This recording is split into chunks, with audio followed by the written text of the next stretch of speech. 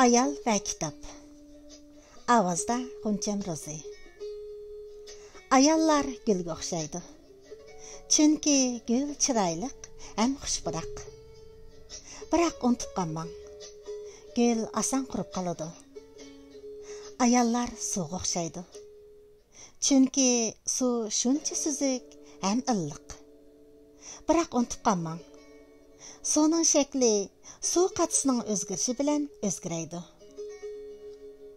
Ayal, siz ba'zida gul bo'lsangiz, ba'zida suv. Lekin siz cho'qim qimmatli kitob bo'ling. Kitob u yillarning o'tishi bilan qimmatini yo'qotmaydi. Kitob ishkovining shakli sababidan sirtqi ko'rinishi yoki mazmuni o'zgarib qolmaydi. Kitob u har qanday muhit, har qanday joyda o'z qimmatini yo'qotmaydi.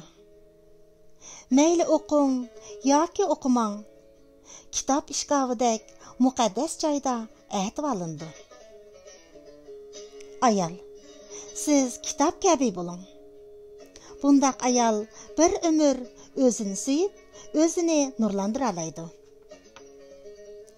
Texim ko'p hem yuqori sapoliq o'qirmanlarni qo'lga keltirish uchun kitob mazmunining mo'lliqiga va tashqi ko'rinishiga ahamiyat berish kerak.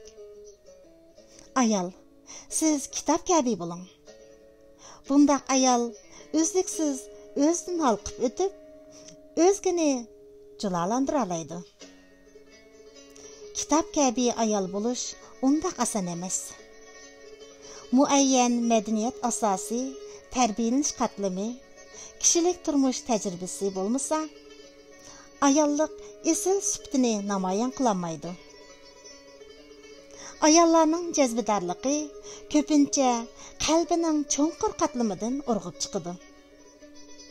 U ba'ayni oydindagi ko'l suyi, jimjit echilgan gul samsaq. Bundaq ayol suzuk, muloyim ve adamның ko'nglini tushundigan qaysar ayoldir.